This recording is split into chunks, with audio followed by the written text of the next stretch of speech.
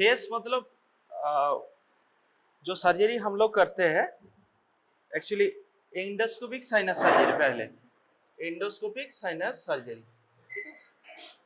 Endoscopic sinus surgery मतलब endoscope with the help of endoscope optics, हाँ, जो camera में हम लोग देखेंगे उसके उसके हेल्प से हम लोग जो एंडोस्कोप साइनस सर्जरी करते हैं जिसमें एक्सटर्नल कट नहीं लगता है, नेजल कैविटी के थ्रू और थ्रू साइनस ऑस्टियम के थ्रू हम लोग ये सर्जरी करते हैं। तो इसमें क्या क्या हो सकते हैं इंडिकेशन?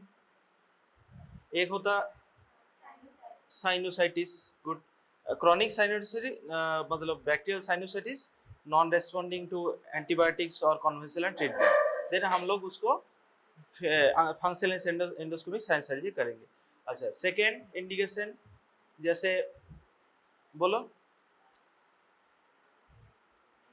हाँ बोलो बोलो कुछ। Acute, recurrent acute bacterial sinusitis, recurrent हो रहा है तो कुछ प्रॉब्लम है। एक्यूट साइनोसाइटिस मतलब जिसमें पेन होगा, फीवर आएगा, राइनाइटिस होगा, ये सब, हाँ, तो उसमें रिकरेंट साइनोसाइटिस, एक्यूट साइनोसाइटिस होगा जिसमें, उसमें भी हम लोग फेस करेंगे।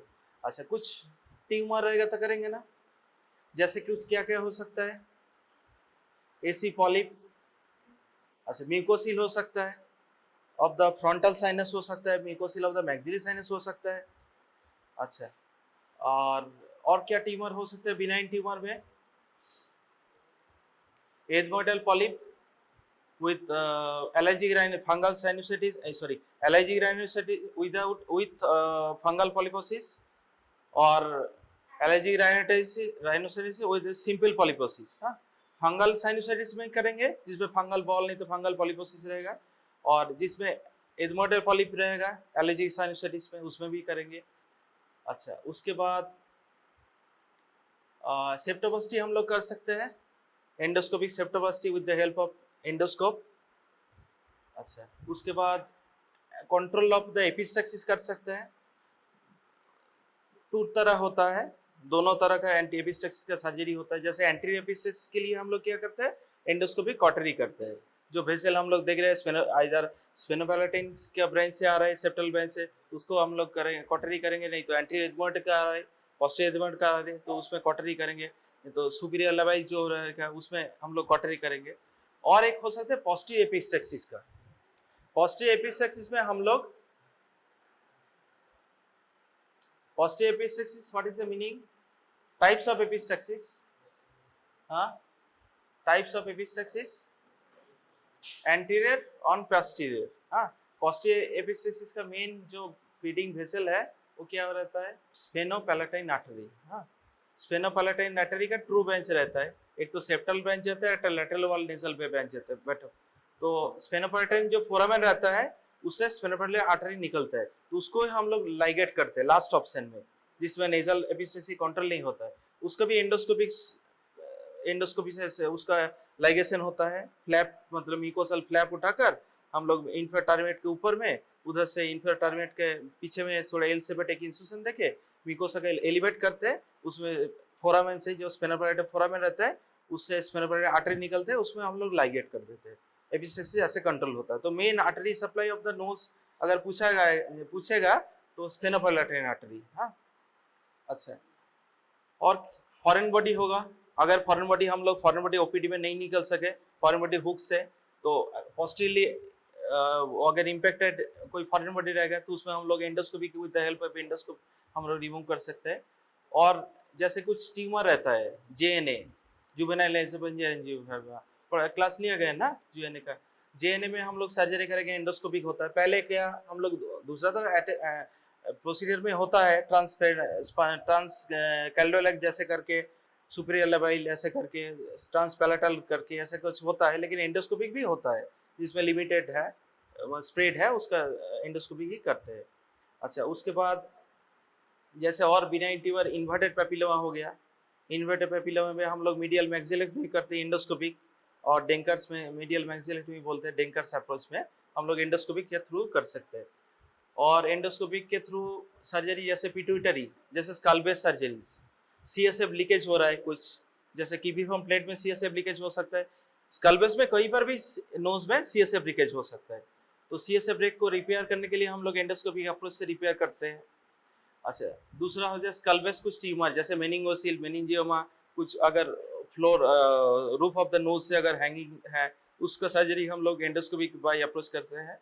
अच्छा, उसके बाद हम लोग पिट्यूटरी को एडिनोमा हो गया, माइक्रो एडिनोमा और मैक्रो एडिनोमा, तो उसके सर्जरी हम लोग एंडोस्कोपी के नेजल सर्जरी थ्रू ट्रांसफेनोइडल जाते हैं, पिट्यूटरी सेलेटर्स के एक्सेस करते हैं। अच्छा, उसके बाद और स्कल बेस सर्जरी में जैसे मीकोसील बोल दिया, पॉलीपोसिस बोल दिया, जेएनए बोल दिया, इन्वर्टेड पेपिलोमा बोल दिया, और सीए कुछ मैलिग्नेंट मास होगा तो उसको भी हम लोग एंडोस्कोपिक अप्रोच से करते हैं। हाँ, और कुछ ट्यूमर जैसे सर्जरी होता है स्कल बेस का, स्कल बेस ट्यूमर जैसे ब्रेन में भी हम लोग का अगर कुछ ट्यूमर है जिसमें हम लोग ऊपर से क्या होता है क्रेनियोटोमी करके क्या ब्रेन को एलिवेट करने का, उसके बाद ही तो हम लोग कर पाएंगे ना। और ब्रेन का नीचे से सब नार्व निकलते हैं और वेसल्स भी निकलते हैं, उसको एलिवेट करना भी आसान नहीं है, इसीलिए हम लोग स्कल बेस से एक्सेस करते हैं कुछ ट्यूमर, ब्रेन ट्यूमर पे, जैसे थर्ड वेंट्रिकल, ये सब एक्सेस करना पिट्यूटरी के पीछे जाएंगे तो थर्ड वेंट्रिकल मिल जाएगा। ये सब ट्यूमर में हम लोग एंडोस्कोपिक सर्जरी से करते हैं। अच्छा, इंडिकेशन हो गया ये सब। अच्छा, कॉन्ट्रा इंडिकेशन कुछ किसमें हम लोग नहीं करेंगे, अगर हम लोग का पास प्रॉपर इंस्ट्रूमेंटेशन नहीं है, इंस्ट्रूमेंटेशन खराब है, अगर कुछ सर्जरी का कुछ इंस्ट्रूमेंटेशन है, कुछ नहीं है, मिसिंग है, एंडोस्कोपिक एक नेविगेशन, नाव नेविगेशन स्कल बेस में लगता है, हम लोग ऐसे एक प्रोब रहता है, उसमें हम लोग जैसे साइनस सर्जरी का कर रहे कुछ स्टेप के बाद हमको कंफ्यूज हो गया, हम पोस्टीरियर एडमॉइड साइनस में है ना स्फेनोइड में एंटर कर गया, तो उसको कैसे पता चलेगा हम लोग कहाँ पर है। तो एक नार्व नेविगेटर मशीन मिलता है जिसमें स्कल बेस में उसको टच करेंगे एक प्रोब को, तो उधर सीटी स्कैन जैसे प्लेट आएगा, उसमें पॉइंट दिखेगा, तो हम लोग कहाँ पर है वो पता चलेगा। नाप स्कल बेस अगर करेंगे, कुछ पिट्यूटरी सर्जरी करेंगे तो ना मॉनिटर ये सब जरूरत है, मतलब नाप नेविगेटर बोलते हैं, तो proper instrumentation is very important in endoscopic sinus surgery. अच्छा, उसके बाद कॉन्ट्रा इंडिकेशन में जैसे कुछ others condition as like blood bleeding disorder और हाई ब्लड शुगर हाइपरटेंशन, वो तो है ही, उसके साथ कॉन्ट्रा इंडिकेशन में इंस्ट्रूमेंटेशन हो गया। अच्छा, उसके बाद कॉन्ट्रा इंडिकेशन में जैसे हम लोग कुछ प्लेस है जैसे फ्रंटल साइनस का लैटरल पोर्शन हो गया, तो उसमें क्या है साइनस के थ्रू अगर जाएंगे भी तो नहीं जा सकते लैटरल, तो उसको हम लोग सुप्रा आई के ऊपर में इंसिशन देके उसको पंक्चर का एक्सटर्नल अप्रोच से करते हैं। ठीक है, तो उसमें हम लोग lateral side of the frontal sinus से नहीं कर सकते हैं। अच्छा, और डिफिकल्ट कुछ लोकेशन होता है उसमें हम लोग फ्रंटल साइनस के जैसे फ्रंटल ऑस्टियम जो है, ऑस्टियम ही अगर स्ट्रक्चर फॉर्म हो गया तो उधर से हम लोग नहीं फॉर्म एंटर कर सकते, तो एक्सटर्नल अप्रोच में करना पड़ता है। अच्छा, और जैसे कॉन्ट्रा इंडिकेशन और ये सभी कुछ था कॉन्ट्रा इंडिकेशन में। हाँ, अच्छा, इंडिकेशन में हो गया, तब एक बार बोलोगे क्या क्या बोलो।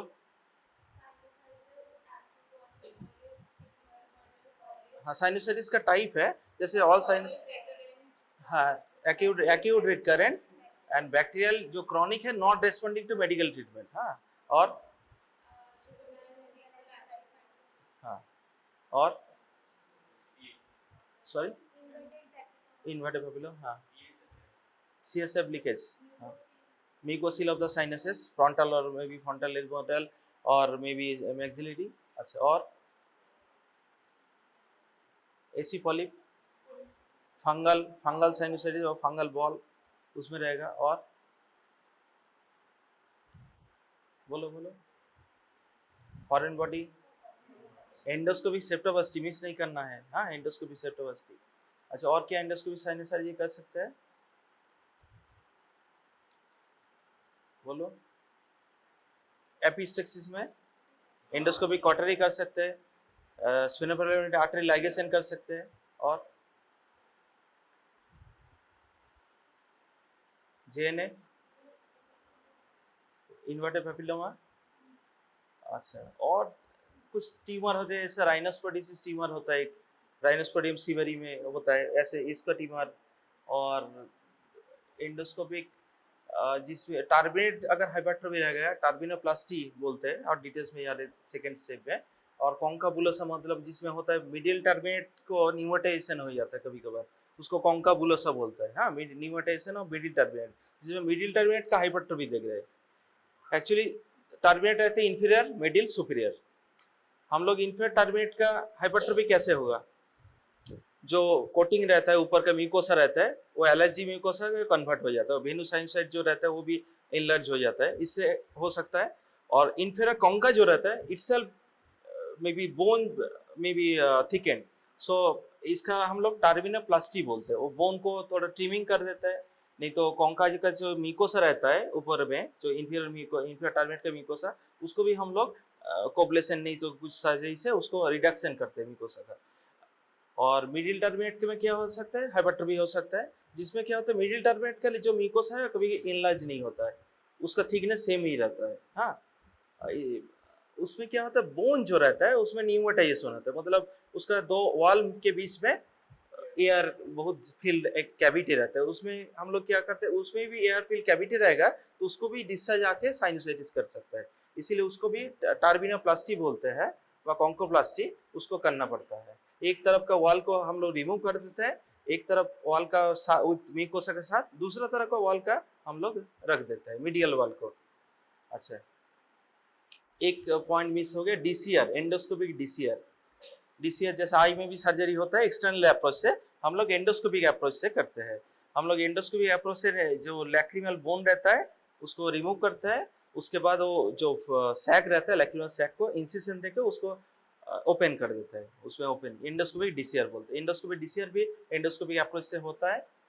अच्छा, उसके बाद जैसे एपिस्टेक्सिस हो गया, और स्कल बेस सर्जरी में हम लोग pituitary surgery, CSF leakage and other tumour में हम लोग एंडोस्कोपिक अप्रोच से कर सकते हैं। अच्छा, एंडोस्कोपिक अच्छा अप्रोच का भी कॉन्ट्राइंडिकेशन 3-4 है, वो जैसे रहता है। एक तो है जो मतलब इनएबिलिटी ऑफ इंस्ट्रूमेंटेशन, और मेन पॉइंट जो है, और कुछ एरिया है जिसमें हम लोग एक्सेस नहीं करते एंडोस्कोप से, जैसे lateral side of the frontal sinus, उसमें कुछ अगर उसके बाद फ्रंटल जिसमें साइनस को ओपनिंग के स्ट्रक्चर फॉर्मेशन हो गया, उसमें भी कर सकते हैं। है दूसरा लॉर्थोप ऑपरेशन बोलते हैं, 4 टाइप्स ऑफ लॉर्थोप है, वो तुम लोग सिलेबस में अभी नहीं होगा, ठीक है। उसमें इंसिशन दे के ड्रिल करके वो बोन में रास्ता कर सकते हैं एंडोस्कोपी। अच्छा, ये कॉन्ट्रा इंडिकेशन हो गया। और अभी क्या है position of the patient, supine position में करेंगे, हेड अप रहेगा 45 मतलब बेड का 15 डिग्री। अच्छा, जनरल एनेस्थीसिया प्रेफर्ड हियर, क्योंकि उतना जगह में हम लोग लोकल देके एनेस्थीसिया कर नहीं सकते, खुद all sinus can be local anaesthetised, so हम लोग जनरल एनेस्थीसिया प्रेफर करते हैं। जनरल एनेस्थीसिया के साथ हम लोग ट्रॉपिकल एनेस्थीसिया देते हैं। अच्छा, एनेस्थीसिया हो गया। अच्छा, जिसमें कॉन्ट्रा इंडिकेशन होगा उसमें हम लोग लोकल में करते हैं, नहीं तो लिमिटेड डिजीज रहेगा, जैसे सिर्फ मैक्सिलरी ऑस्टियम में, मैक्सिलरी साइनस में ही कुछ प्रॉब्लम हो गया, उसमें हम लोग लोकल एनेस्थीसिया कर सकते हैं। Endoscopy septoplasty can be under local anaesthesia, DCR can be done under local anaesthesia, but face और पॉलीपेक्टमी करने से हम लोग एंडोस्कोपी जीए प्रेफर करते हैं, जनरल एनेस्थीसिया। अच्छा, उसके बाद क्या हो गया प्रोसीडियर। अच्छा, प्रोसीडियर में क्या करेंगे, पहले तो जनरल एनेस्थीसिया हो गया पेशेंट का। अच्छा, एनी नेजल सर्जरी में हम लोग जैसे इंटूबेट करते हैं, और नेजल सर्जरी में क्या ओरल इंटूबेट करेंगे, नेजल तो नहीं कर पाएंगे, तो ओरल इंटूबेट मतलब इंटूबेशन जो ट्यूब रहता है ओरोफेरिंक्स के थ्रू हम लोग पास करते हैं। उसके बाद ओरोफेरिंक्स में पैकिंग करना बहुत जरूरी है नेजल सर्जरी में, क्योंकि हम लोग को जो सर्जरी करेंगे जब पेशेंट अंडर जनरल एनेस्थीसिया, सो जो पोस्टनेजल ड्रिप के थ्रू हम लोग को ब्लड आएगा तो उसका एस्पिरेशन हो सकता है, इसीलिए हम लोग थ्रोट में एक पैक कर देते हैं। Always remember this point. अच्छा, देन हम लोग क्या करते हैं, नेजल जो कॉटन पिलेट रहते हैं उसमें हम लोग लोकल एनेस्थीसिया, कुछ वेसोकॉन्स्ट्रिक्शन जैसे एड्रेनालिन जाइलोमेट्रिन ड्रॉप कैसे सॉल्यूशन तैयार करते हैं, उसको जैसे 2% 4% जाइलोकेन सरफेस एनेस्थीसिया जिसमें देगा, उसके साथ जाइलोमेटाजिन नहीं तो ऑक्सीमेटिलिन सॉल्यूशन जो वेसोकॉन्स्ट्रिक्शन करेगा, उसके साथ एड्रेनालिन सॉल्यूशन देते हैं, इसमें भी वेसोकॉन्स्ट्रिक्शन होगा। तो लेस ब्लीडिंग के लिए हम लोग ऐसे ट्रॉपिकल एनेस्थीसिया एक सॉल्यूशन ट्रॉपिकल सॉल्यूशन तैयार करते हैं, उसको हम लोग कॉटन पिलेट में सोक करते हैं, उसमें नाक नेजल इंटरनेजल पैकिंग करते हैं पहले। इससे क्या होता है, बेनिफिट क्या मिलता है, हम लोग का जो म्यूकोसा है वो श्रिंक कर जाता है, तो नेजल स्पेस इंक्रीज होता है, टर्बिनेट जो सिंक कर जाता है, टर्बिनेट का हाइपरट्रॉफी होगा तो वो भी सिंक कर जाएगा, तो स्पेस बढ़ता है, first advantage. Second advantage vasoconstriction भी होगा एडिलेन solution, so less bleeding chance होगा। थर्ड इंपॉर्टेंट पॉइंट, जो हम लोग इंजेक्ट करेंगे लोकल, उसके बाद तो इंजेक्ट जो देंगे जाइलोकेन वो थ्रू वेन के थ्रू बाहर नहीं जाएगा वेसोकंस्ट्रिक्शन। इसीलिए हम लोग पहले ट्रॉपिकल जो सॉल्यूशन से पैकिंग करते हैं, उसके बाद थोड़ा इनफिल्ट्रेट करते हैं। इनफिल्ट्रेट कहाँ कहाँ करेंगे, जैसे anterior end of nasal inferior turbinate anterior में किया, उसके बाद जाएंगे एंटीरियर टू पोस्टीरियर इनफिल्ट्रेट करते करते जाएंगे। अनसीनेट प्रोसेस रहेगा, अनसीनेट प्रोसेस याद है इसको, हाँ जो टर्बिनेट, हाँ मिडिल टर्बिनेट, जैसे इंफीरियर टर्बिनेट ऐसे हो गया, ठीक है, इधर मिडिल टर्बिनेट हो गया ऐसे अटैचमेंट, इसके अंदर में जैसे अटैचमेंट ऐसा हो गया, इसका जो एक बोनी रहता है ऐसे, इसको अनसीनेट प्रोसेस बोलते हैं। ये हॉरिजॉन्टल पार्ट है, sorry horizontal part and vertical part, ठीक है। और इसके अंदर में बुला जो रहता है, इसके अंदर में रहता है बुला एडमोटालिस, इसका भी अंदर में मीडियल टर्बिनेट का लैटरली। पहले क्या करेंगे हम लोग, इंजेक्ट करेंगे इंफीरियर टर्बिनेट का एंटीरियर एंड, उसमें अगर पहले आएगा नोज पे, इसमें इंजेक्ट करेंगे, उसके बाद इंजेक्शन देंगे लैटरल वॉल में, जैसे अनसीनेट प्रोसेस के पहले देंगे जो एक्सिला रहता है ना मिडिल टर्बिनेट का, उसका ऊपर देंगे ऐसे यहाँ पर, उसके बाद अनसीनेट प्रोसेस के ऊपर से नीचे तरफ देंगे इधर पर। अच्छा, वेस्टिबुल में कभी कभी एगन उधर में नहीं देते हैं, उसके बाद जो मिडिल टर्बिनेट का ऊपर में ये सब पोजीशन में देंगे, ठीक है, मिडिल टर्बिनेट का ऊपर में, जैसे uncinate process and in between middle turbinate, inferior turbinate and uncinate process के बीच में। उसके बाद देंगे ये जो स्फेनोपैलेटाइन फोरामेन आता है ना, उधर से मेन नर्व सप्लाई आता है नोज का, तो वहां पर इंजेक्ट करेंगे हम लोग, और उसके बाद मिडिल टर्बिनेट का मीडियल साइड में हम लोग इंजेक्ट करेंगे, लेटरल साइड में सॉरी। और कभी कभी नेजल सेप्टम में ही करते हैं, क्योंकि वहां भी टच होता है, तो उधर भी सेप्टम में हम लोग इंजेक्ट करते हैं। इंजेक्शन देते हैं 2% जाइलोकेन विथ एड्रेनालिन सॉल्यूशन, हाँ। अच्छा, उसके बाद हम लोग क्या करेंगे, फर्स्ट स्टेप मिडिल टर्बिनेट को हम लोग, जैसे मिडिल टर्बिनेट है उसके बीच में स्पेस ही नहीं है, अगर एंडोस्कोपी साइज देखोगे तो मिडिल टर्बिनेट अनसीनेट प्रोसेस के बीच में स्पेस ही नहीं पड़ेगा इंट्रोड्यूस के लिए मिडिल टर्बिनेट, तो उसको हम लोग मिडिलाइज करते हैं। पहले फ्रीयस एलिवेटर से मिडिल टर्बिनेट को हम लोग मिडिलाइज करते हैं, तब स्पेस क्रिएट होता है, तब हम लोग बुला में इंजेक्ट कर सकते हैं। तब बुला में इंजेक्शन दिया, उसके बाद हम लोग फिर पीलेट से जो सोक वेसोएडिलेन जाइलोकेन सोक कॉटन पीलेट से उससे पैकिंग करते हैं। दूसरा फिर अगेन वो स्टेप रिपीट करते हैं, और राइट नोज में हो गया तो लेफ्ट नोज में। उसके बाद हम लोग फर्स्ट स्टेप आंसिरेक्टोमी, मिडिलेशन हो गया, उसके बाद आंसिरेक्टोमी। आंसिरेक्टोमी के क्या होता है, आंसिरेक्ट प्रोसेस को हम लोग different methods are there to dissect this uncinate process. कोई करता है इसको वॉल प्रोब से, इसको बाहर तरफ ऐसे हम लोग उसको पुल करते हैं, हाँ। उसके बाद हम लोग यहाँ पर एक बैक बाइटर फॉर्सेप्स रहता है, उससे क्या होता है, यहाँ पर एक इंसिशन देते हैं, बैक बाइटर फॉर्सेप्स से ऐसे उसको इंसाइज करते हैं। उसके बाद ये जो अगर microdebrider machine is available, then microdebrider machine एक सक्शन मशीन रहता है, उसके अंदर में जो पॉइंट रहता है उसमें ब्लेड रहता है, तो बोन को कटिंग करके सक कर लेता है। लेकिन वो बोलना नहीं है तुम लोगों को इंस्ट्रूमेंटेशन बोलना है। आंसिनेट प्रोसेस का पहले वर्टिकल पार्ट रिमूव होता है, देन हॉरिजॉन्टल पार्ट रिमूव होता है। This is the first part, uncinectomy. Uncinate process अगर रिमूव हो गया, उसके बाद इधर में आएगा, जैसे medial wall lateral wall of the nose का पिक्चर में ऐसे आंसिनेट प्रोसेस है, इधर बुला एडमोटालिस है, ठीक है, बुला है। अच्छा, उसमें हम लोग उसके बाद क्या करते हैं, सर्च करते हैं मैक्सिला ऑस्टियम को। अगर देयर आर 2 और 3 ऑस्टियम, देन वी हम लोग सब ऑस्टियम को एक साथ वाइडन करते हैं, हाँ, क्योंकि अगर मल्टीपल ऑस्टियम रहते हैं तभी मैक्सिलरी साइनोसाइटिस ज्यादा होता है, तो हम लोग widening of the maxillary ostium करते हैं। उसके बाद सेकेंड स्टेप हो गया, उसके बाद हम लोग बुला एडमोटालिस जो रहता है और एंटीरियर एडमोइड साइनस जो उसके अंदर में रहता है, उसमें बुला बोलते हैं, उसको हम लोग एंट्री वॉल को पंक्चर करते हैं, पंक्चर करके इसको बोन को रिमूव करते हैं, बुलेक्टोमी, हाँ। उसके बाद आता है ग्राउंड लेवलर। ग्राउंड लेवल का बोनी वॉल, थिन बोनी वॉल जो एंट्री एथमोइडल एयर सेल और पोस्टीरियर एथमोइडल एयर सेल को अलग करता है, ठीक है। तो उसके बाद बुला एथमोइडल को अगर हम लोग रिमूव करेंगे तो पोस्टीरियर एथमोइडल एयर सेल में हम लोग एंटर करते हैं। इसमें 3 से 5 सेल रहेगा पोस्टीरियर एथमोइडल एयर सेल में। ऑल सेल को हम लोग ओपन करते हैं और बोनी जो सेप्टम है उसको हटाते जाते हैं, ठीक है, सो दैट एक कॉमन कैविटी बन जाए नोज का, कोई सेप्टम रहेगा। सोचो ये जो बिल्डिंग में है 3-4 रूम है, हम लोग क्या करते हैं ऑल रूम के जो पार्टीशन है उसको हटाते हटाते जाते हैं, एक पूरा बड़ा हॉल बन गया, ठीक है। उसका लेकिन जो रूफ का और फ्लोर का म्यूकोस है उसको रिजर्व करना है, इसी है फंक्शनल एंडोस्कोपी साइनस सर्जरी का मतलब म्यूकोसा को प्रिजर्व करना है। म्यूकोसा अगर नहीं प्रिजर्व होगा, म्यूकोसा अगर हट गया तो क्या होगा, रॉ बोन हो जाएगा, तो म्यूकोसिलियरी क्लियरेंस मैकेनिज्म जो है उधर से हैम्पर्ड हो जाएगा। सो क्या होगा, उधर में फिर से सीक्रेशन स्टैग्नेंट होता रहेगा, फिर उधर से पॉलीपोसिस तैयार होगा। इसीलिए जो माइनिंग बोल रहे हैं उसका क्या है, म्यूकोसा के प्रिजर्वेशन के साथ हम लोग ऑल कैविटी को एक कैविटी में बना दिया, जिसमें क्या होता है वेंटिलेशन इंप्रूव होगा। सो वेंटिलेशन है वन बेनिफिट, वेंटिलेशन इंप्रूव होगा तो एयर घुस पाएगा। सेकेंड है हम लोग जो स्टेरॉइड नेजल स्प्रे देते हैं वो पहुंच पाएगा ऑल साइनस में, सो म्यूकोसल एडिमा नहीं होगा। थर्ड पॉइंट है म्यूकोसिलरी क्लियरेंस मैकेनिज्म में अगर ब्लॉक रह गया तो उसको ब्लॉक को अगर अवॉइड करेंगे तो म्यूकोसिलरी क्लियरेंस मैकेनिज्म इंप्रूव होगा। इस 3 पॉइंट के कारण ये फंक्शन इंप्रूव होता है, इसीलिए फंक्शनल एंडोस्कोपिक साइनस सर्जरी बोलते हैं।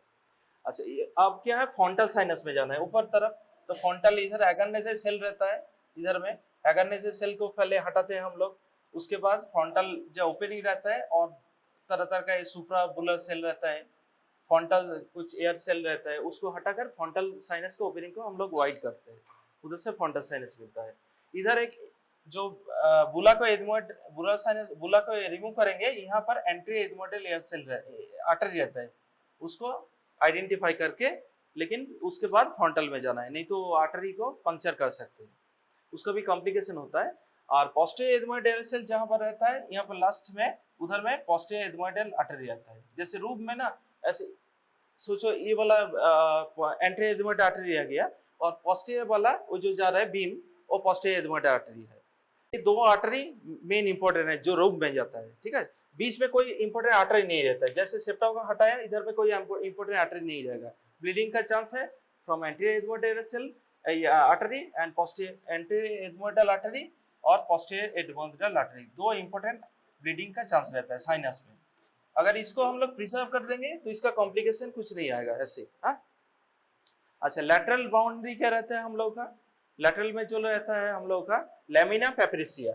जैसे इस वॉल को हटाया, इधर में लैमिना पेपरिसिया तक जाएंगे, उसके बाद क्या रहेगा, लैमिना पेपरिसिया के अंदर में ऑर्बिट, हाँ, ऑर्बिटल कैप्सूल रहेगा, कैप्सूल के अंदर में ऑर्बिटल फ्लैट रहेगा, फैट और एक्स्ट्रा ओकुलर मसल रहेगा सब, ठीक है। ऑर्बिट में एंटर नहीं करता है लैटरल बाउंड्री। मीडियल बाउंड्री क्या है, मीडियल टर्मिनेट, और रूप में स्कल बेस और बिलो तो इंफीरियर टर्मिनेट रहता है, ठीक है। ऐसे एक कॉमन रूम क्रिएट करना पड़ता है। अच्छा, लास्ट, अच्छा, ये जो प्रोसीजर है 2 प्रोसीजर से फेस होता है, एक है एंटीरियर टू पोस्टीरियर मेथड, मतलब जिसमें हम लोग अनसीडेंट प्रोसेस से मतलब सर्जरी का फर्स्ट स्टेप, सेकेंड स्टेप है स्पेनोइडेक्टोमी, मतलब लास्ट स्टेज, ठीक है। इसको एंटीरियर टू पोस्टीरियर मेथड बोलते हैं, इसमें स्टैम्बर्जर मेथड बोलते हैं। और सेकेंड एक प्रोसीजर होता है जिसमें बोल रहे हैं पहले पोस्टीरियर टू एंटीरियर मेथड, जिसमें स्पेनोइडेक्टोमी से स्टार्ट करके हम लोग स्कल बेस को आइडेंटिफाई करेंगे, स्कल बेस से हम लोग सर्जरी करके पूरा एंटीरियर अनसीडेंट प्रोसेस तक रिमूव करेंगे। इसको वाइगेंड मेथड बोलते हैं। 2 मेथड से होता है, एंटीरियर टू पोस्टीरियर जिसमें जाएंगे इसमें स्टैम्बर्जर मेथड और एंटीरियर टू पोस्टीरियर मेथड बोलते हैं, और पोस्टीरियर टू मतलब sphenoidectomy to anti uncinate process, posterior to anterior method, Wigand method, 2 method में होता है। पोस्टीरियर टू एंटीरियर मेथड किस में करेंगे, जिसमें पहले एक सर्जन कर दिया एथमोइड साइनस, उसमें कुछ नहीं है, बुला नहीं है, आइडेंटिफाई करना मुश्किल है, उसमें हम लोग पोस्टीरियर टू एंटीरियर जाते हैं। जिसमें कोई स्कल बेस सर्जरी में पोस्टीरियर टू एंटीरियर जाते हैं, किसमें कि पोस्टीरियर हम लोग को एक्सेस करना है पिट्यूटरी सपोज, सो हम लोग फ्रंटल सब नहीं करेंगे तो लिमिटेड करेंगे, उसमें हम लोग पोस्टीरियर टू एंटीरियर आते हैं। जितना हम लोग का इंस्ट्रूमेंटेशन के लिए जगह क्रिएट करना है उतना ही, प्लेस क्रिएट करना है उतना ही करेंगे। सो टू मेथड में होता है, anterior to posterior and posterior to anterior. अच्छा, और पोस्टीरियर एथमोइडल सेल के एक साइड में ओनोडिसेल रहता है। ओनोडिसेल पता है तुम लोग का ना? हाँ, क्या बोलो? ओनोडिसेल भाई में पूछा जाता है और शॉर्ट नोट भी आता है इससे। ओनोडिसेल भूल गया हो? अच्छा, जो पोस्टीरियर एथमोइड एयर सेल जो स्फेनोइड साइनस के जैसे स्फेनोइड यहाँ है, लेकिन कोई पोस्टीरियर एथमोइड एयर सेल यहाँ नहीं तो यहाँ घुस गया है। मतलब पीछे जैसे सोचो ए वाला स्फेनोइड साइनस है, ये दो तीन हम लोग का पोस्टीरियर एथमोइड एयर सेल है, 3 4 5 जो भी है। कुछ पोर्शन हम लोग के जैसे posterior ethmoid air cell sphenoid के मतलब जो मार्जिन है उसके भी अंदर साइड में लैटरली चला गया है, उसको ओनोडिसेल बोलते हैं। ठीक है, याद रहेगा ना ओनोडिसेल अभी? ठीक है, तो ओनोडिसेल को आइडेंटिफाई करना है कभी कभार, उसको मिस नहीं करना है स्फेनोइड साइनस से, क्योंकि ओनोडिसेल के लैटरली जो रहता है ऑप्टिक नर्व रहता है। ठीक है, अच्छा, और स्फेनोइड साइनस का ऑस्टियम को आइडेंटिफाई करते हैं, उसको बस वाइड करते हैं स्फेनोइड साइनस का। ये हो गया रेगुलर फेस रेगुलर। और जो हम लोग डिस्कस किए उसको प्रोसीजर अलग है, जैसे इन्वर्टेड पेपिलोमा का सर्जरी अलग है, उसको रेगुलर फेस ही हम लोग को प्रोसीजर में पूछा जाएगा, तुम लोग का आएगा। अच्छा, इसका कॉम्प्लिकेशन क्या क्या हो सकता है? Yes, bleeding. अच्छा, ब्लीडिंग क्या क्या इंपॉर्टेंट ब्लीडिंग में पॉइंट बोला? 2 आर्टरी एथमोइडल और पोस्टीरियर एथमोइडल। अच्छा, इसको कैसे, इसको क्या क्या कॉम्प्लिकेशन हो सकता है? जो एंटीरियर एथमोइडल आर्टरी जैसे रूप में रहता है वो निकलता है कीब्रिफॉर्म प्लेट से। 2 सप्लाई है ब्रेन में, जैसे किसको पूछ रहा था कौन दिन उस दिन पढ़ रहा था। अच्छा, जैसे नोज में अगर बोलेगा जो आर्टरी सप्लाई है, नोज नहीं तो हेड नेक में, हाँ, एक्सटर्नल कैविटी से आता है। एक्सटर्नल कैविटी आर्टरी का ब्रांच पता है? एक्सटर्नल कैविटी आर्टरी नेक में कितना ब्रांच देता है?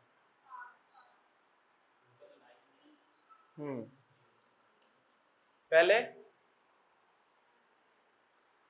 वाला branch good, superior thyroid. Second branch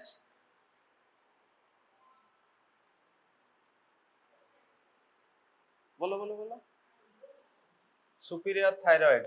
second बोलो, एसेंडिंग थर्ड क्या रहता है? स्ट्रक्चर क्या क्या है? Facial lingual, lingual artery, facial artery,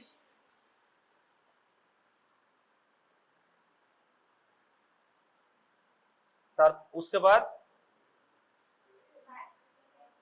maxillary, उसके बाद सुपीरियर बेंच जो है, इसके बाद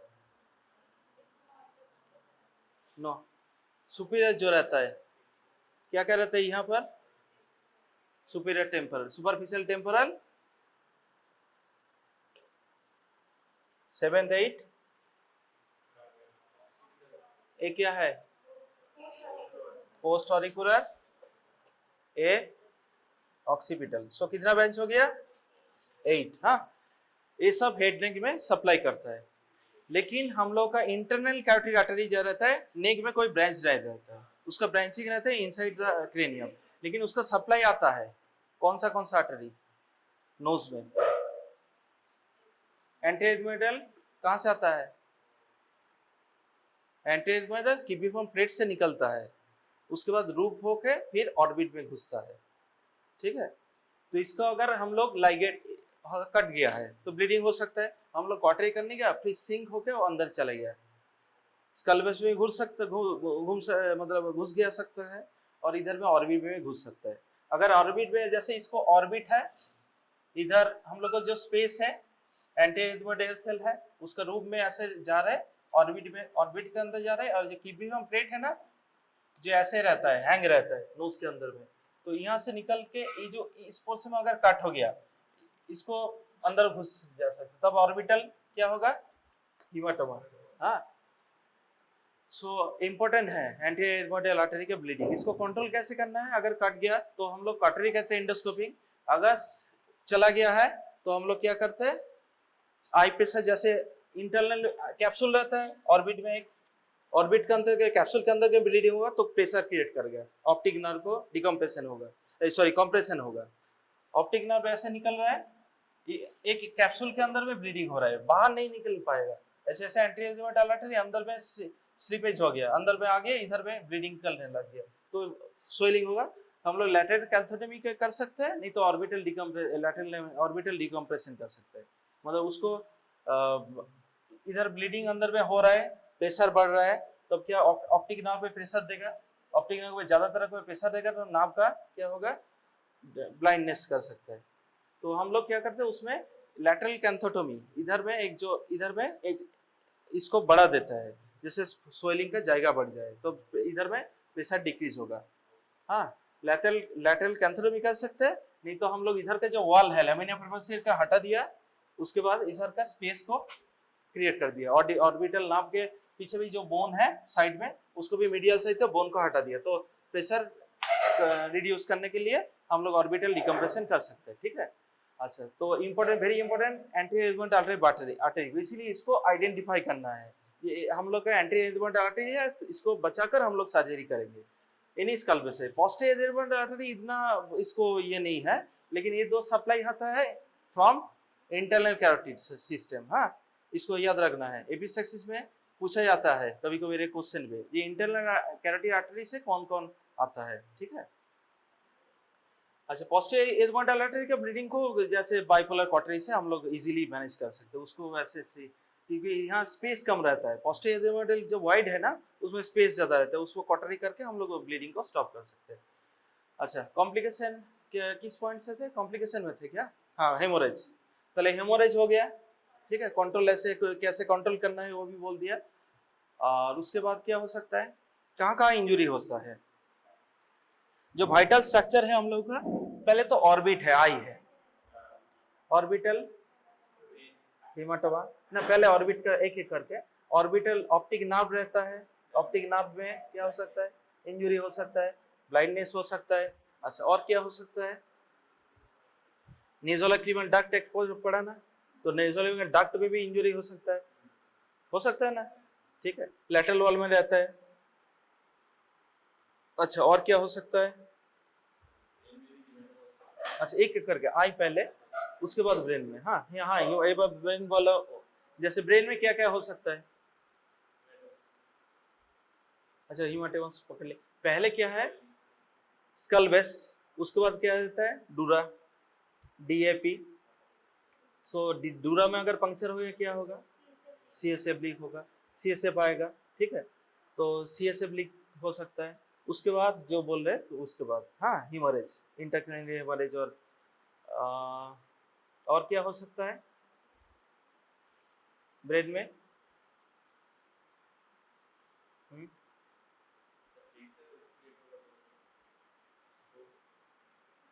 हीमोरेज तक ही होता है, स्ट्रोक बुक नहीं हो, उतना ब्लीडिंग नहीं होता है। हाँ, अच्छा, और कॉम्प्लिकेशन,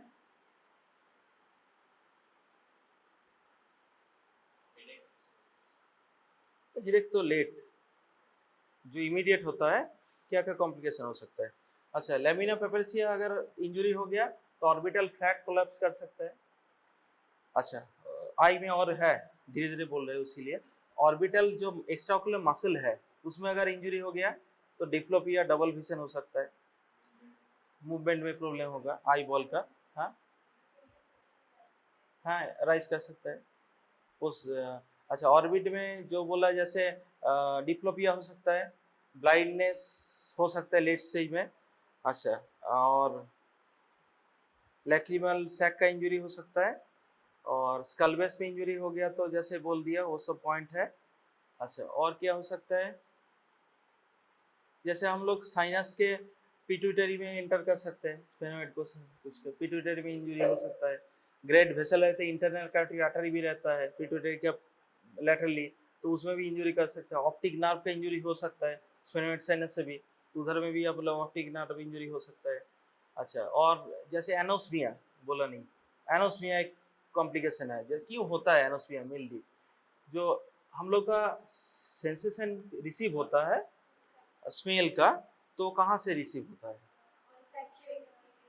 गुड, ऑल्फैक्टरी एपिथेलियम कहाँ पर एक्चुअली लोकेट है? एक पॉइंट है roof of nose, good.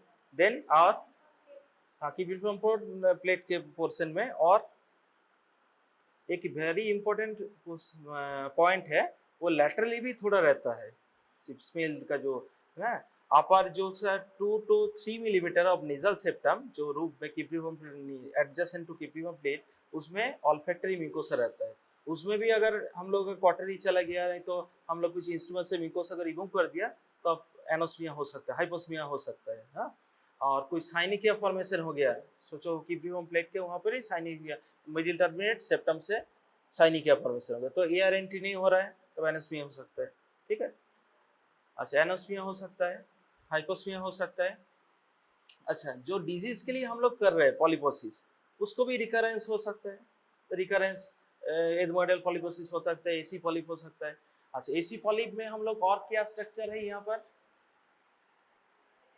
Maxilla में डेंटल रूट है, वहाँ का इंजुरी हो सकता है, तो पेन हो सकता है, डेंटल रूट पेन हो सकता है। ठीक है, अच्छा, और कुछ इंपॉर्टेंट नाभ रहता है ना, क्या क्या नाभ रहता है इंजुरी जिसमें, एक तो ऑप्टिक नाभ का हो गया, हाँ, वीडियन नाभ रहता है एक, थोड़ा बीच पीछे में, और इन्फॉर्मेटल नाभ भी रहता है, उसका भी इंजुरी हो सकता है, तो इसमें एनेस्थीसिया चला जाएगा। ठीक है, और चीक एनेस्थीसिया चला जाएगा इन्फॉर्मेटल में। वीडियन नाभ का भी इंजुरी हो सकता है, ऑप्टिक नाभ का इंजुरी हो सकता है, 3 इंपॉर्टेंट नाभ है। और कॉम्प्लिकेशन क्या था, अच्छा ऑस्टियोमाइलिटिस हो सकता है, बोन का ऑस्टियोमाइलिटिस हो सकता है। हाँ, और हीमोसाइनस, कभी कभार साइनस के अंदर में जैसे पैकिंग किया, उसके बाद साइनस के अंदर में ब्लड जम गया, हीमोसाइनस, उससे पास फॉर्मेशन हो सकता है। ठीक है, और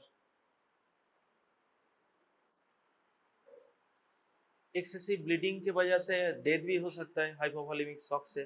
ठीक है, और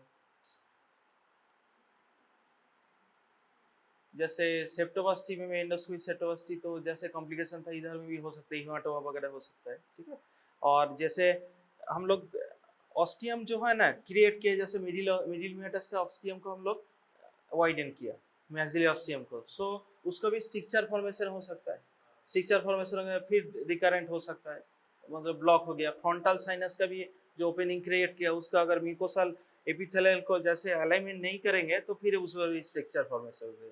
म्यूकोसिल फॉर्मेशन हो सकता है, म्यूकोसिल पहले स्टैग्नेंट ऑफ म्यूकोसा होते होते म्यूकोसिल फॉर्मेशन हो सकता है। ठीक है, अच्छा पोस्ट ऑफ केयर तो नहीं बोला ना, पोस्ट ऑफ केयर।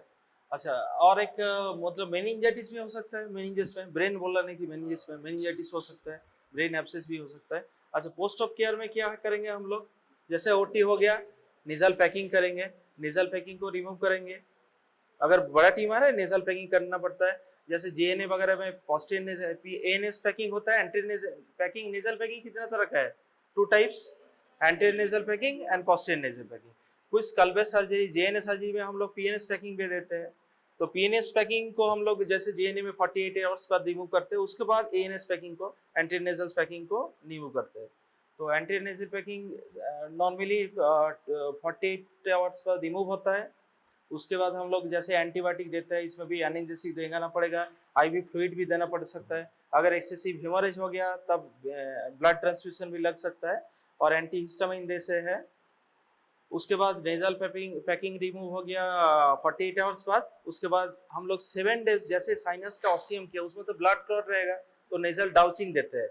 हाँ, ओके सर, अच्छा नेजल डाउचिंग देते हैं to remove the nasal clots from the sinuses. अच्छा, नेजल क्लॉट डाउचिंग इंपॉर्टेंट है वेरी मच, हाँ, in cases of FESS. And then हम लोग एंडोस्कोपिक एग्जामिनेशन करते हैं आफ्टर 2 वीक्स और 3 वीक्स वीकली, देखते हैं कहीं पर भी क्लॉट हो गया, नहीं तो सेप्टल जो एडिशन तैयार हो रहा है उसको रिलीज कर देते हैं, और क्लॉट को रिमूव करते हैं सक्शन से, एंडोस्कोपिक सक्शन करते हैं, और रिमूव करना पड़ता है।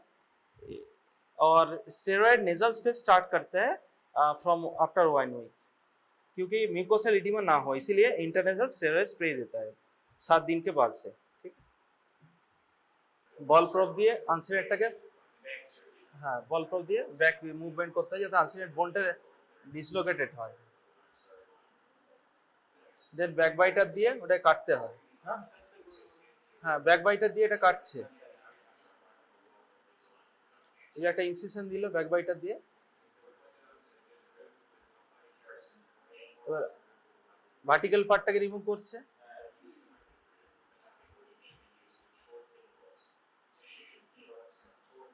This is microdebrider machine. Microdebrider machine जो एक ब्लेड रहता है वो काट करता है और पार्टिकल में सक कर लेता है। So after removal of the horizontal part, maxillary ostium is seen. This is maxillary sinus inside. हाँ इसको वाइड कर रहे हैं maxillary sinus का ostium और ऊपर में बुला है।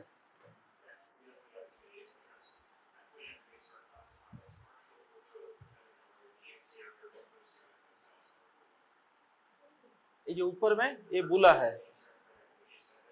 This cell is anti-ethmoidal cell और बुला।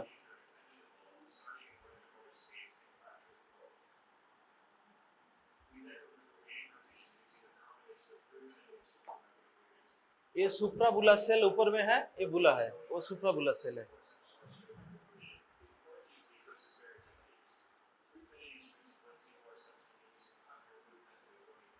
ऊपर में ये एगर नजर सेल है, ये जो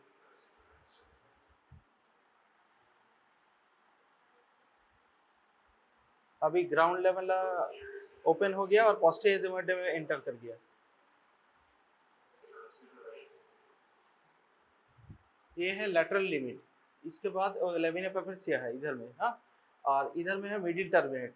मिडिल टर्मिनेट में एक विंडो क्रिएट किया है। मिडिल टर्मिनेट आगे भी है। उसके बाद हम लोग सुपीरियर टर्मिनेट जो रहता है उसका एंट्री पार्ट हम लोग हटा देते हैं थोड़ा। उसके बाद यहाँ पर ऑस्टियम को स्फेनोइड का ऑस्टियम को वाइडन करते हैं। ठीक है पार्शियली रिमूव हो गया इधर का सुपीरियर टर्मिनेट। और मिडिल टर्मिनेट का विंडो क्रिएट करके हम लोग उधर में जाते हैं लैटरली। और ये ऑर्बिट है पोस्टीरियर सेल का जो पार्टीशन था ये जो दिख रहा है। ठीक है ये यहाँ ग्राउंड लेवल था, मतलब ग्राउंड लेवल था, बेसल लेवल है सॉरी। और ये है कोआना इधर पे, ये कोआना है। हाँ ये पोर्शन में नीचे में। उसके बाद ये स्फेनोइड साइनस है, मैक्सिलरी साइनस है। इधर में एंटीरियर एथमोइडल सेल था यहाँ पर। और ये सब पोस्टीरियर एथमोइडल सेल है ये जो पीछे। ठीक है